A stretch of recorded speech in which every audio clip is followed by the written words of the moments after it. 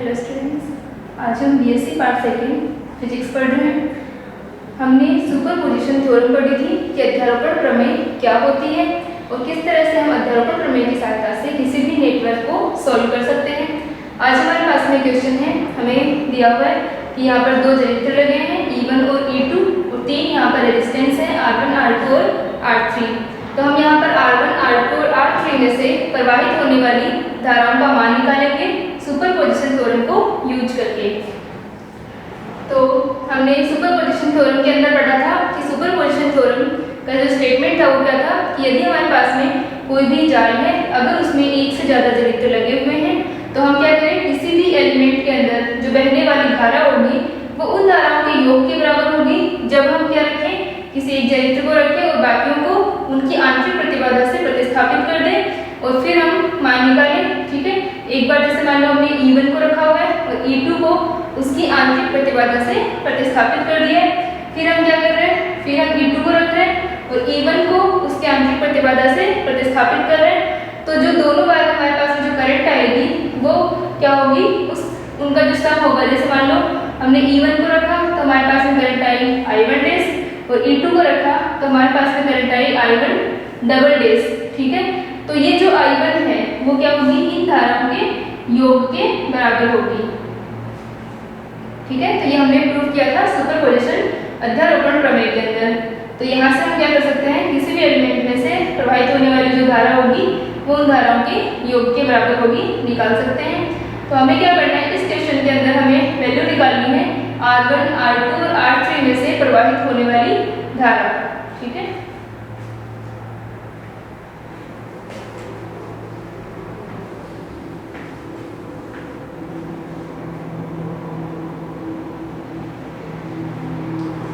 तो हम इसका सॉल्यूशन लिखते हैं। माना जाल में केवल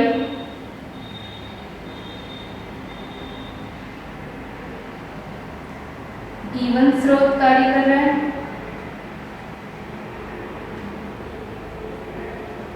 ठीक है, हमारा जो जाल है, नेटवर्क है, इसमें क्या है, ओनली जो E1 हमारा सोर्स है वही लगा हुआ है। E2 को हम क्या कर रहे हैं, प्रतिस्थापित कर रहे हैं उसकी आंतरिक प्रतिबाधा इंटरनल रेजिस्टेंस से। यहाँ पर इसके साथ में कोई इंटरनल रेजिस्टेंस हमको दिया हुआ नहीं है, तो हम डायरेक्ट क्या कर देंगे, सोल्व कर देंगे, लघुपथित कर देंगे। तो हमारा जो सर्किट होगा कर रहा है, तो हमारा परिपथ निम्न प्रकार होगा।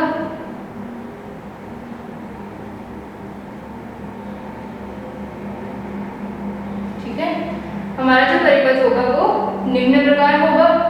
इसके अंदर हमारे पास वैल्यू आ जाएगी, ये जो सर्किट है हमारा इसमें कन्वर्ट हो जाएगा। ये अपने पास में 5 वोल्ट E1। ठीक है, रेजिस्टेंस है हमारा R1, एक रेजिस्टेंस है हमारा R2, R3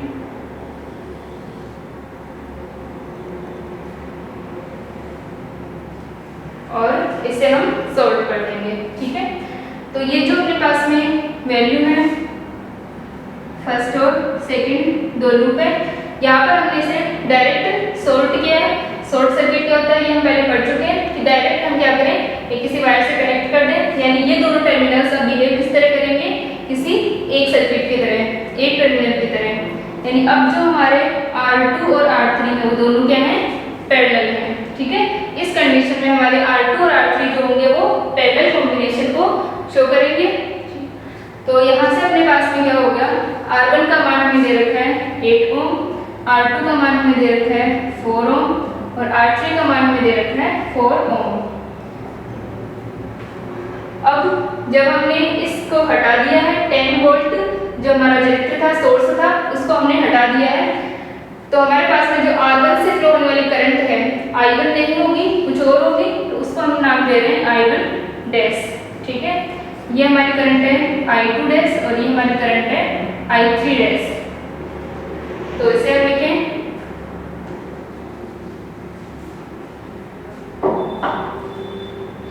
प्रतिरोध R1 से प्रवाहित होने वाली धारा। ठीक है, तो सबसे पहले हमें क्या निकालनी है, R1 से प्रवाहित होने वाली धारा का मान निकालना है। तो देखो अपने पास में जो R1 रेजिस्टेंस है उससे प्रवाहित होने वाली जो धारा है वो क्या है, I1 डैश है। तो यहाँ चाहे तो हम क्या कर सकते हैं, लूप लगाकर, दोनों के पास में दो लूप है, लूप एनालिसिस से हम इसको सॉल्व कर सकते हैं, या फिर हम इसका मान डायरेक्ट लिखें।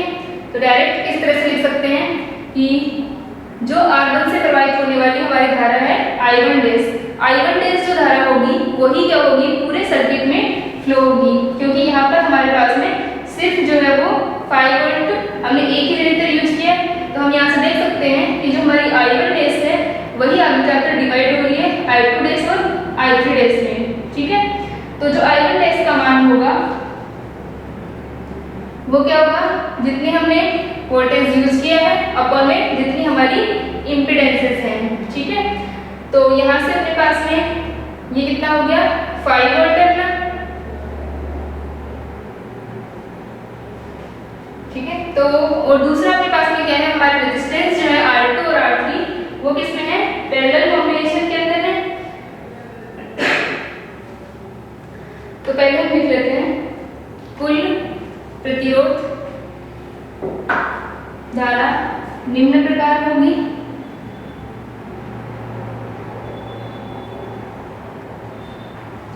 पहले लिखें कुल प्रतिरोध, तो इस कंडीशन में हमारा कुल प्रतिरोध कितना है, R1 plus R2 parallel R3। जैसे ही हमने यहाँ से E को हटाया था E2 को, तो ये दोनों पैरेलल में आ गए थे। तो R1 plus R2 parallel R3, तो R1 plus R2 R3 upon R2 plus R3, ये अपने पास में वैल्यू हो गई। तो यहाँ से रेजिस्टेंस का मान हो गया, मान लो इसे 8 दे देते हैं, तो ये हो गया R1 का मान। R1 का मान क्या है अपना, R1 equal to 8 ohm plus 4 into 4 upon 4 plus 4, तो ये कितने हो गए, 8 प्लस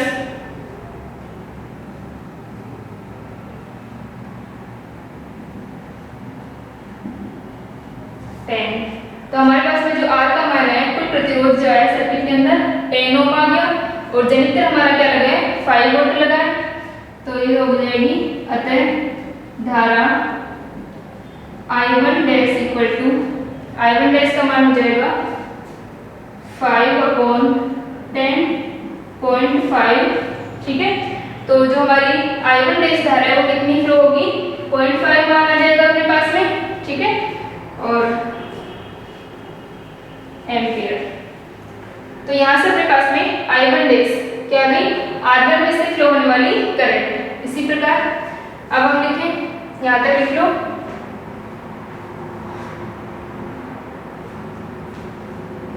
I1 डैश का मान यहाँ पर एक बार साइड में लिख देती हूँ मैं, 0.5 एम्पियर आया अपने पास।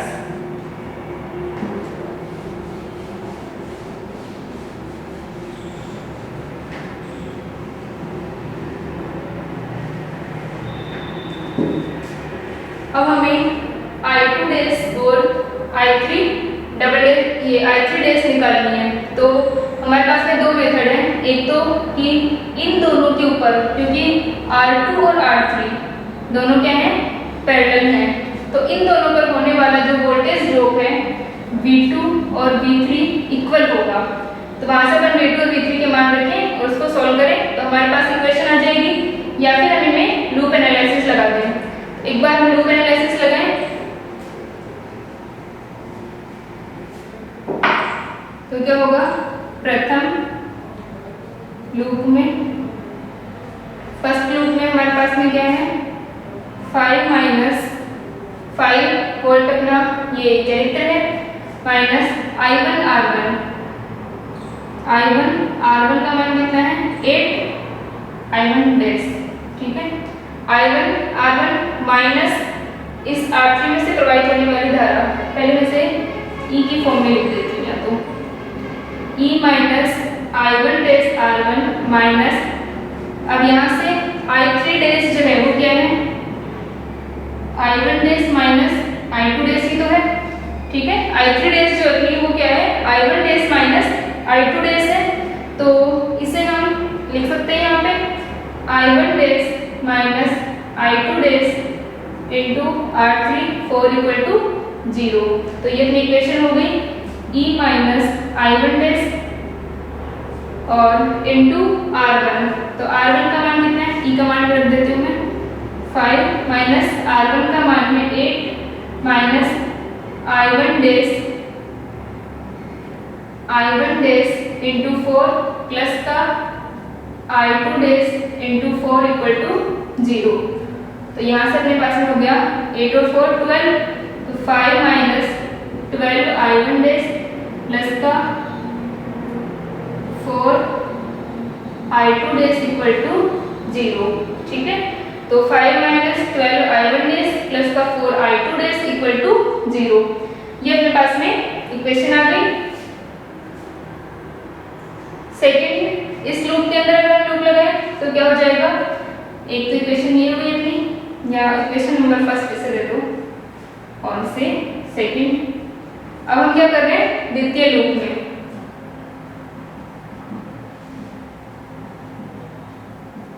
तो द्वितीय लूप में क्या हो जाएगा I2 डेज R2, ठीक है।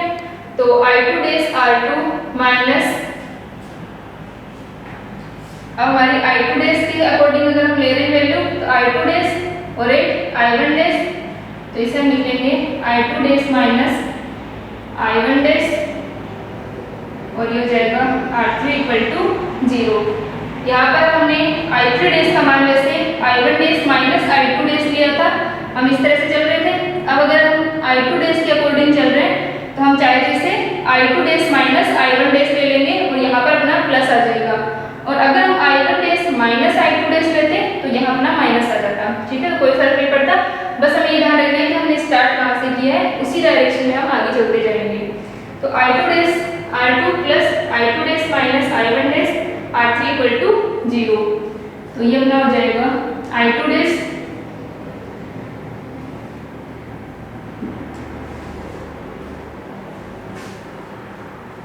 तो I2 डेज और R2 का मान क्या है 4 I2 days plus I2 dash minus I1 dash और R3 का मान भी कितना है 4 है, R2 का मान भी 4 है और R3 का मान भी 4 है।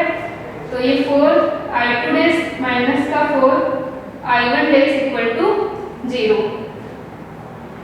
ठीक है। ये वैल्यू आ गई अपने पास में 4 I2 days plus 4 I2 days, तो ये हो गया 8 I2 डेज, ठीक है। I2 days I2 dash minus तो R3 I2 माइनस का ये, तो I2 dash minus 4 into I1 days का मान कितना है 4, तो यहाँ से अपने पास में 8 I2 डेज इक्वल टू हो जाएगा 2। I2 डेज का मान आ गया 2/8 या 1/4 0.25 एम्पियर, ठीक है। तो हमें इस लूप से निकाल सकते थे हम, फर्स्ट लूप की जरूरत नहीं थी वैसे। तो यहाँ से अपने पास में I2 डेज का मान आ गया 0.25 एम्पियर, ठीक है।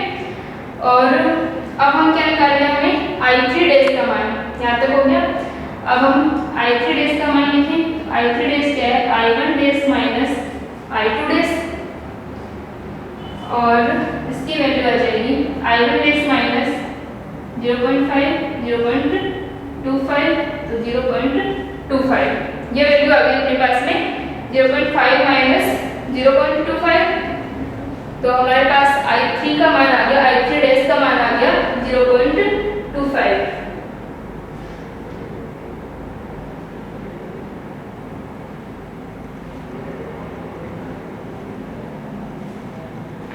ठीक है। ये भी एम्पियर में है।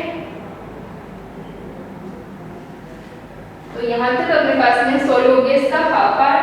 हमने इन तीनों में से फ्लो होने वाली करंट निकाल ली जब हमारे पास सिर्फ क्या लगा है E1 लगा हुआ है, तब हमने इनमें से फ्लो होने वाली करंट निकाली तीनों रेजिस्टेंस में से।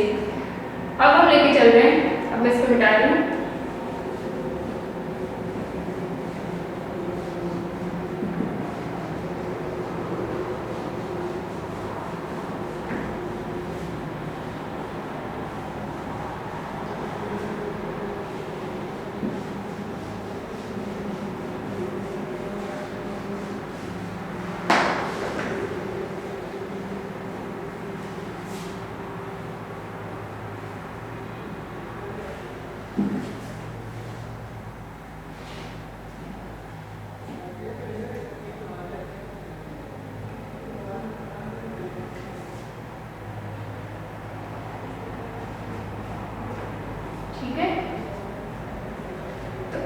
मान रहे हैं, माना अब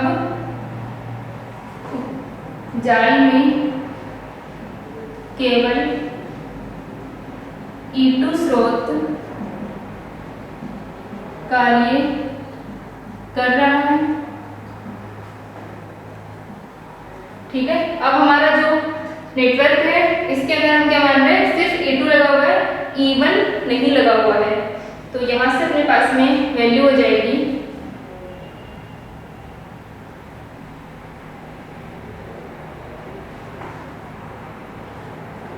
इसे हम हटा दें और ये हमारे पास में हो गया plus minus E2 equal to 10 volt. ठीक है, तो E2 इक्वल टू अपने पास कितना हो जाएगा, 10 वोल्ट हो जाएगा R1, और ये हो गया अपना R2, ये 4 ओम, ये हमारा 8 ओम है और ये हमारा 4 ओम है। तो अब हमें क्या निकालनी है, 1 मिनट में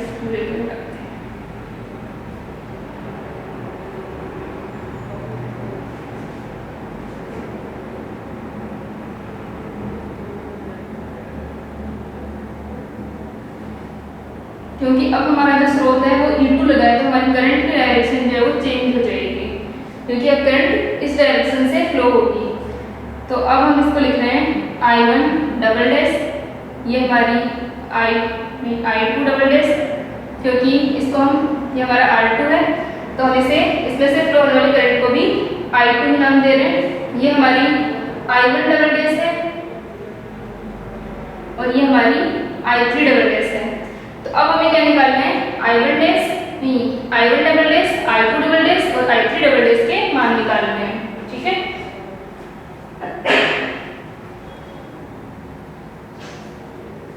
तो अब हम लिखेंगे जाल का कुल प्रतिरोध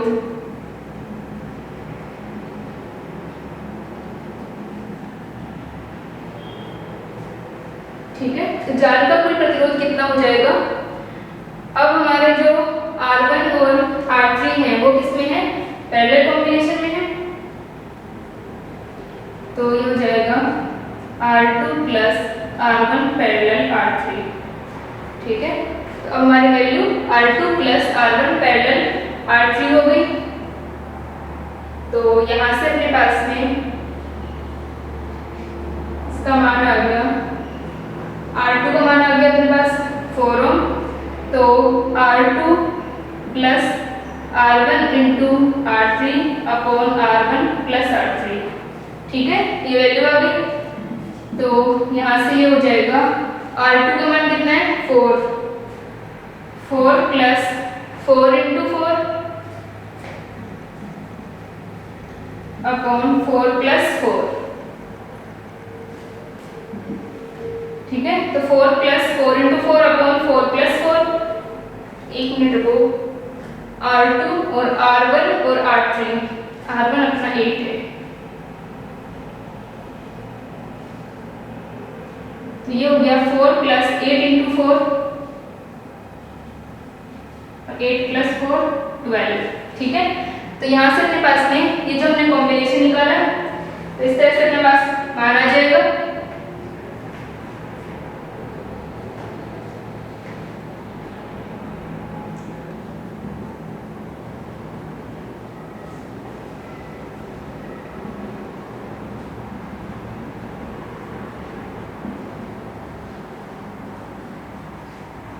तो हमारे पास रेजिस्टेंस आ गया, जो कुल प्रतिरोध हमने निकाला है जाल के अंदर, वो अपने पास वैल्यू आई है R इक्वल टू 20/3 ओम, 20/3 ओम।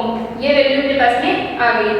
तो अब जो जिस तरह से अपने पास पहले वाले सर्किट के अंदर E1 लगा हुआ था और हमने I1 डैश निकाली थी, वैसे ही अब हमारे पास क्या लगा हुआ है, E2 लगा हुआ है और हम I2 डबल डैश निकाल सकते हैं।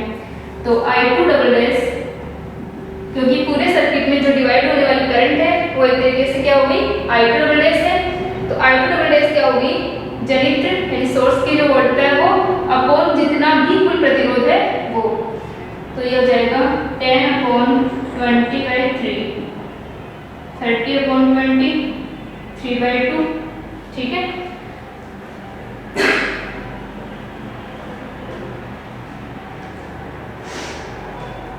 तो यहाँ से अपने पास 1.5 एम्पियर। ठीक है, तो ये अपने पास में वैल्यू आई इसकी I2 डबल डैश की वैल्यू आ गई 1.5 एम्पियर।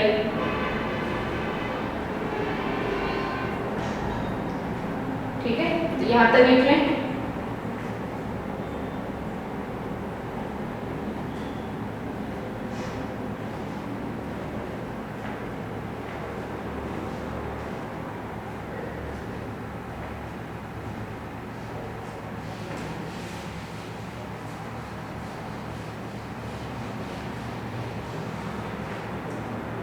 तो ये जो I2 डबल डैश का मान है वो 1.5 एम्पियर हम यहाँ लगा देते हैं। ठीक है,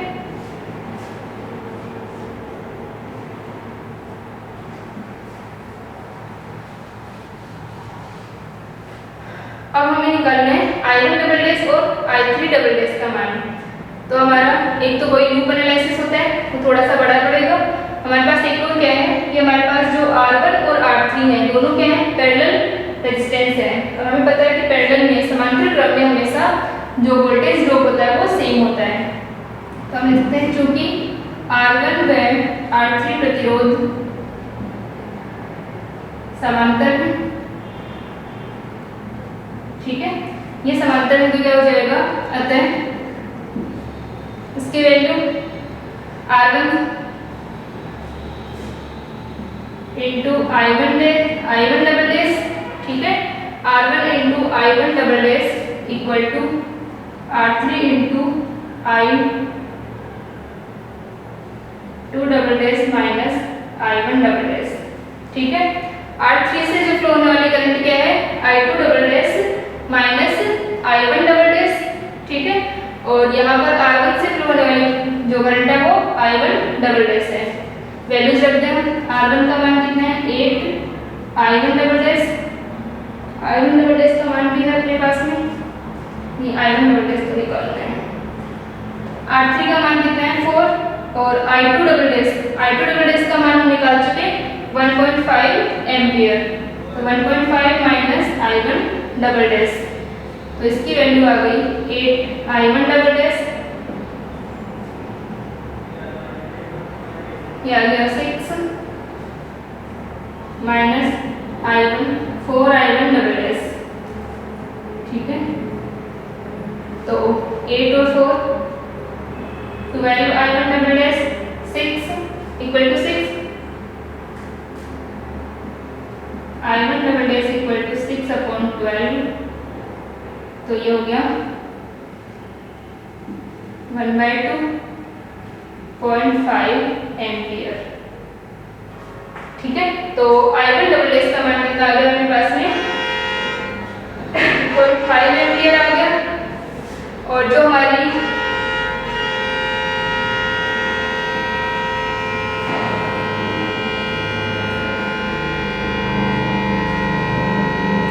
I3 डबल डैश है, I3 डबल डैश क्या थी, I2 double dash minus I1 double dash. तो I2 डबल डैश 1.5 माइनस 0.5, तो ये हो जाएगा 1 एम्पियर।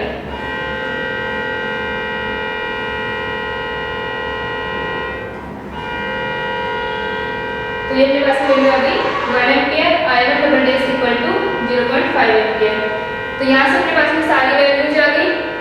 यानी एक बार हमने E1 को रखा था तब हमने वैल्यूज निकाली थी, एक बार हमने E2 को रखकर फिर वैल्यूज निकाली है।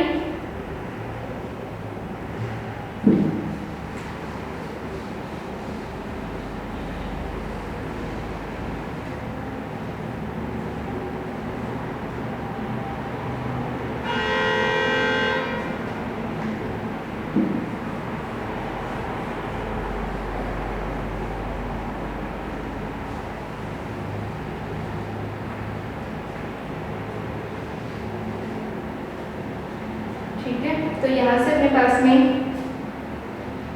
I1 डैश का मान आया था 0.5 एम्पियर और I2 डैश का मान आया था 0.25 एम्पियर और I3 डैश का मान आया था 0.25 एम्पियर। ठीक है, और I1 डबल डैश का मान आया है 0.5 एम्पियर। ठीक है। और I2 डबल डैश का मान आया है 1.5 एम्पियर और I3 डबल डैश का मान आया है 1 एम्पियर, ठीक है।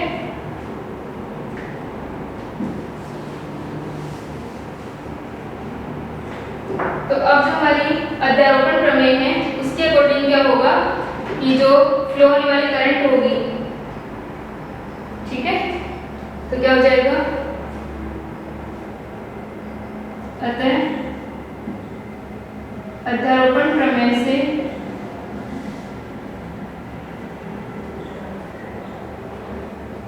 R1 से प्रवाहित होने वाली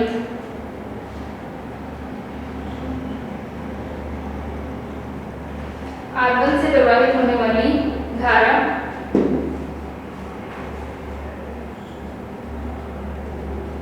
I1 इक्वल टू, I1 का मान क्या हो जाएगा 0.5, ठीक है।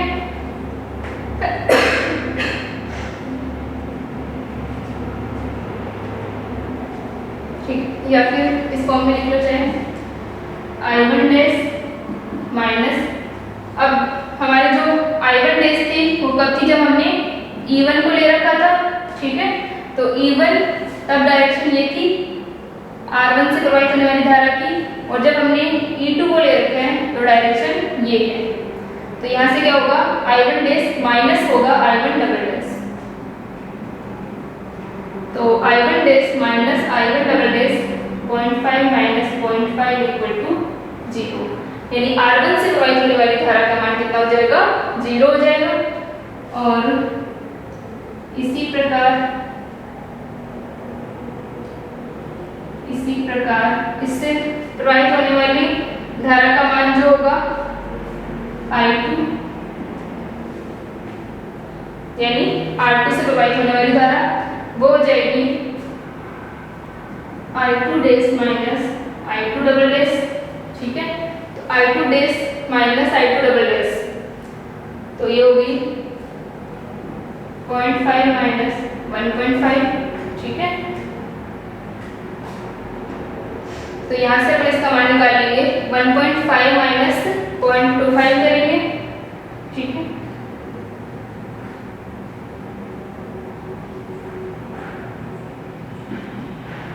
यानी 1.25 अपने पास में वैल्यू बच जाएगी।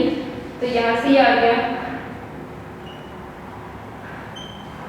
ये माइनस में क्यों आई है, क्योंकि हमने डायरेक्शन किसकी ले रखी है, E1 वाली ले रखी है, ठीक है। E1 वाली जो धारा फ्लो होगी उसको हमने पॉजिटिव ले रखा है। यहाँ पर अपने पास में दो सोर्स लगे हुए हैं, तो दो डायरेक्शन की करंट फ्लो हो रही है, एक इस तरह से और एक इस तरह से। और हमने जो कम वोल्टेज वाली जो हमारा सोर्स है बैटरी है उसको हमने क्या ले लिया है, उसके डायरेक्शन को प्लस ले लिया है, तो जो ज़्यादा वाली है उसकी माइनस हो गई, तो हमारे जो आंसर है वो माइनस में आ जाएंगे। इसी प्रकार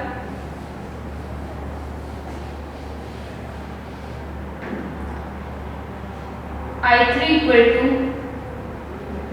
I3 dash I3 double dash, तो ये हो जाएगा 0.25 माइनस 1,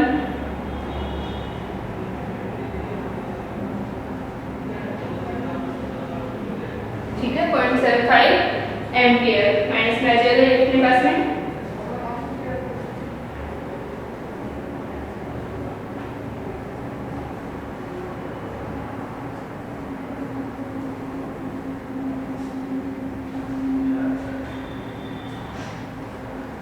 ठीक है, तो यहाँ से अपने पास में जो वैल्यूज थी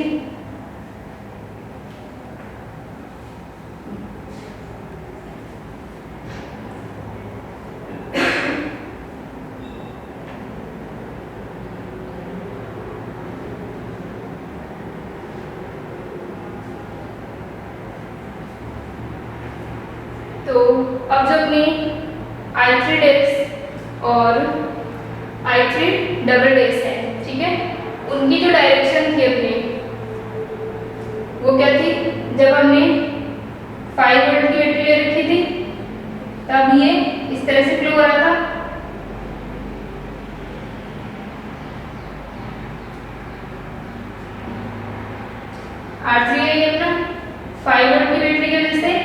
इसी डायरेक्शन में करंट थी और ये अपनी E2 की वजह से ये भी अपनी इसी डायरेक्शन में करंट फ्लो थी। ठीक है, क्योंकि हमारी ये वाली बैटरी भी इसी तरह से लगी हुई है और ये वाली भी अपनी इसी तरह से लगी हुई है।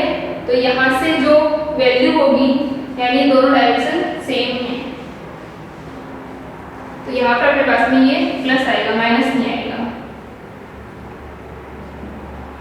ठीक है, क्योंकि दोनों बैटरी की जो डायरेक्शन है करंट की वो यही है, इसी तरह से होंगी। तो 8 से जो प्रवाहित होने वाली धारा है वो प्लस हो जाएगी अपने पास में, इसका मान हो जाएगा 1.25, ये दोनों ऐड हो जाएगी। ठीक है, तो ये अपने पास में क्या हो गया, इसकी वैल्यूज आ गई I2, I3 और I1। ये हमने किस तरह निकाली है, सुपरपोजिशन थ्योरम से। तो सुपरपोजिशन थ्योरम से हम क्या करते हैं, ये जो जनित्र होते हैं उनको प्रतिस्थापित कर देते हैं उनकी इंटरनल रेजिस्टेंस से, और एक बार हम एक को प्रतिस्थापित कर देंगे, फिर हम जो एक जनित्र है हमारा उसके अकॉर्डिंग करंट का मान निकाल लेंगे, और फिर अपने पास में जो वैल्यू होगी, यानी हम एक बार एक जनित्र से निकाला, दूसरी बार हम दूसरे जनित्र को रख रहे हैं और फिर वैल्यू निकाल रहे हैं। अब अपने पास में वैल्यूज आ गई, I1 का मान आ गया, I2 का मान आ गया, I3 का मान आ गया। तो हम इनके ऊपर जो वोल्टेज है वो भी निकाल सकते हैं, या फिर हमारे जो AB टर्मिनल है इन पर VAB का मान क्या हो जाएगा। ठीक है, VAB इक्वल टू हो जाएगा